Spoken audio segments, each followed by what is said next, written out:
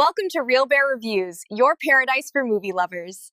Thank you for supporting our channel. Your love keeps us alive and growing. In the middle of the night, a man got up to go to the bathroom when two thieves suddenly broke into his house. He was about to grab a golf club and call the police when they noticed him. The thieves pointed a gun at him, forcing him to drop his phone and hand over his cash. To save his life, the man said the money was in the plate on the table, but it was all small change. The thieves were clearly not pleased. They stole his watch, but accidentally revealed a tattoo on his wrist. Just then, his son suddenly resisted and wrestled with the other thief. The man seized the opportunity and swung his golf club. He could have knocked out the thief, but he hesitated and didn't strike. He even ordered his son not to be reckless and told the child to let go of him. His wife heard the noise and ran out. Seeing her husband so weak, she could only beg the thieves to take everything they wanted as long as everyone was safe. The two thieves cursed and left. The man hurriedly locked the door. His cowardly actions made his son unable to understand. "Dad, what's wrong with you?" Even the police mocked him, sarcastically suggesting he should lock his garage more carefully in the future. In his wife's heart, resentment grew. Why did she marry such a coward? This caused their already strained relationship to crack even more. Even when they slept, they had to use a pillow to separate them. But was the man really a coward? Not at all. His name was Hutch, and he was once a top CIA agent. 20 years ago, while on an assassination mission, he disobeyed orders and spared his target's life. After that, the target reformed, got married, had children, and lived a happy life, which Hutch admired greatly. So, he also decided to retire early and live a normal life. For 20 years, he went to his accounting job on time every day and came home on time to cook for his children. The monotonous life wore down their marital affection and also dulled his sharp edge. Until today, when the two thieves broke into his house, Hutch chose to be patient to protect his family, but it made his son think his dad was a coward. His wife also had a prejudice against him.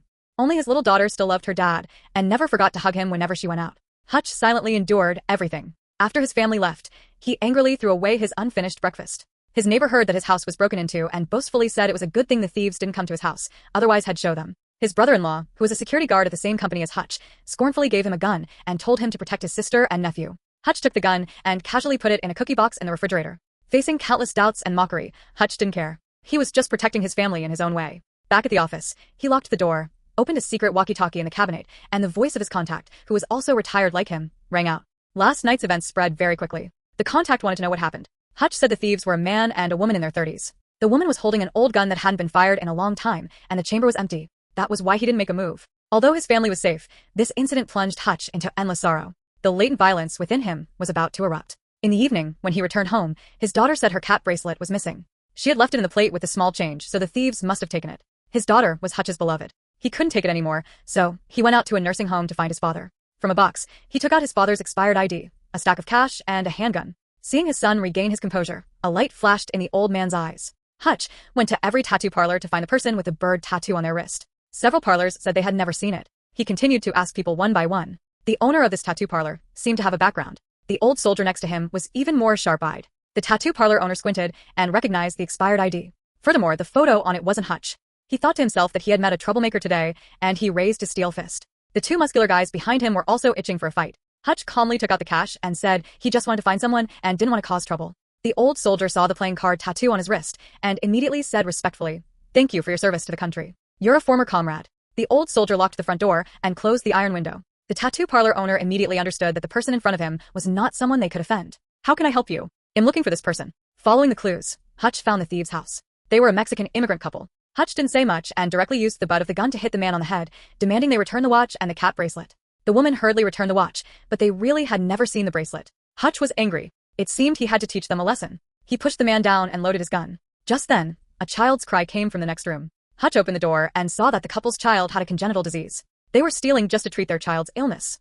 Hutch immediately put away his gun and didn't make things difficult for this family anymore. But the anger that had built up inside him had nowhere to go. Helplessly, he could only punch the wall hard. The scene switched to a bus. Since it was the last bus, there were only 3 passengers. Hutch sadly headed home, thinking the fire of rage would never erupt, but to his surprise, an SUV blocked the bus. Then several drunk guys got out of the car. It seemed they had drunk quite a bit. They were frantically banging on the bus door. The driver had no choice but to open the door. Hutch sat in the back row, and a joyful hymn played in his mind. The drunk guys took a bottle of alcohol onto the bus and snatched a book from a passenger's hand, then stomped on it mercilessly. The passenger understood that a dog bites a torn coat and had to swallow this insult and leave. The drunk guys still didn't let up and continued to harass the young girl with a naive face. Hutch gave a strange smile, stood up and walked past them. The girl looked at him with pleading eyes. Hutch walked straight to the driver's compartment, took the phone that the driver was about to use to call the police, and politely asked the girl to get off the bus, then closed the door. He himself stayed behind. He took out his revolver and emptied all the bullets. "I'm going to kill you." The muscular guys laughed, thinking that one of them was enough to deal with this old man. The The braided-haired guy struck first. Hutch firmly took a punch, feeling the pain to stimulate his primal instincts. Then, he took 2 more punches. Hutch began to fight back, pushing the braided-haired guy down and punching him back. The 6th guy ambushed him, but his head was even harder than Hutch's fist. The drunk guys fell one by one.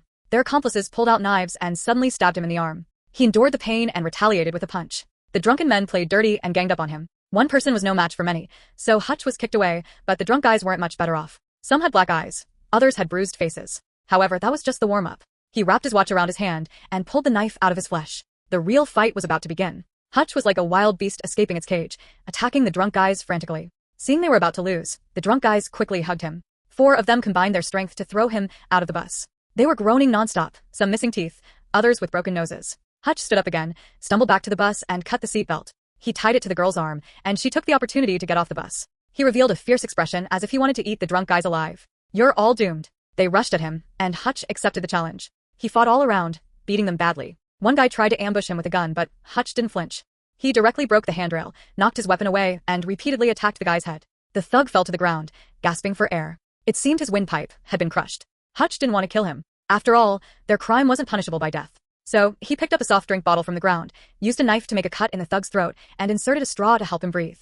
Tonight, Hutch felt as if he had vented all the frustration of the past 20 years. However, trouble also came because the thug with the crushed windpipe was the younger brother of Yulian, the Russian Mafia boss. The doctor said his brother had severe brain damage, and the situation was not good. Most likely, he couldn't be saved. Yulian was furious. He casually grabbed a chair and stormed into the next room, throwing it at his brother's friend without a word, asking him what happened last night. When he found out that this useless gang was defeated by a single man, he completely didn't believe it. One person fighting a whole gang. Are you kidding me?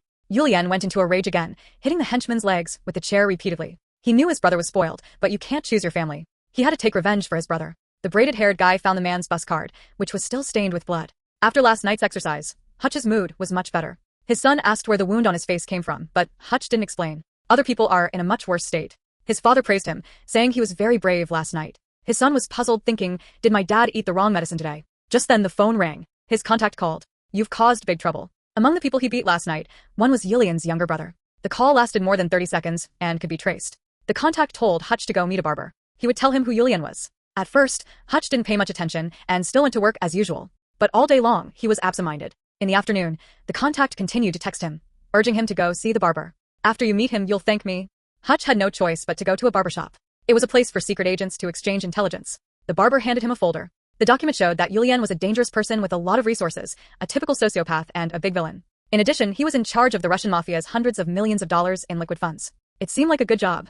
This also meant that he would have to work hard for the rest of his life to guard this huge sum of money. At the same time, Yulian was also investigating Hutch's identity. The bus card showed that this person was just an ordinary middle-aged man. But how could an ordinary person fight 6 against 1? Yulian asked his female assistant to continue the investigation. The assistant had a contact at the Pentagon. The contact received a blackmail letter. The other party demanded that he investigate Hutch's identity information, or they would release his compromising photos. But after he entered the name, the system showed that he couldn't log in. He immediately went to the secret archives and finally found the document about Hutch. However, most of it was blacked out, with only one word clearly visible. The contact sent the document to the other party. The female assistant turned pale after reading it and hurriedly packed her things and ran away. I quit. I don't need the salary. Good luck to you.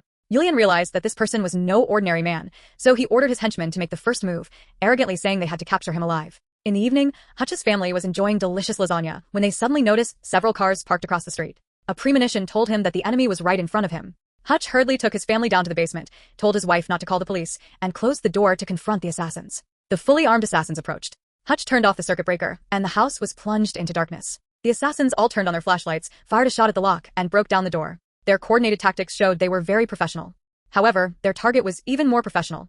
Hutch hid in a corner and suddenly swung a baseball bat, taking down 2 of them. Then he broke the bat and stabbed a third one in the chest. He moved nimbly into the kitchen like a ghost. He killed the enemy with a sharp knife. In the end, he even wiped the blood off stylishly. Hutch took advantage of his home turf, silently taking down many assassins. But he was alone and had to face unpredictable hidden dangers. An assassin used a stun gun to knock him out and dragged him into the trunk. When Hutch woke up, he saw his hands were cuffed behind his back. He immediately broke his thumb and easily escaped the restraints. Then, he endured the pain to reset his thumb joint, took a fire extinguisher from the trunk, and used his mouth to pull the safety pin. He pushed the cup holder hard, and the dry powder filled the car. The car lost control and crashed into a lamppost. Hutch was seriously injured, and the 3 assassins were all dead. He found the key to the handcuffs and tried his best to run home. Just as he was about to open the basement door, he found that the house was full of corpses. He looked at himself in the mirror and saw his face was covered in blood. He He didn't want to scare his family, so he took a hot shower to clean himself up. The moment he opened the basement door, his wife was very surprised. He held his wife tightly with one hand and covered his daughter's eyes with the other. His son seemed to not believe this was his dad's work. But the truth was clear. It turned out his dad had been hiding his true self all this time. Hutch took his family to the car and told them to stay away for a few days. His wife wanted her husband to explain, but now was not the time. He just begged his wife to trust him one more time. After he had dealt with everything, he promised to explain everything clearly to his wife. After his family left, he opened a game console, and inside was all the wealth he had hidden. "I've poked the hornet's nest. So let the storm come more fiercely." He set his house on fire and drove his neighbor's 1972 Dodge Challenger.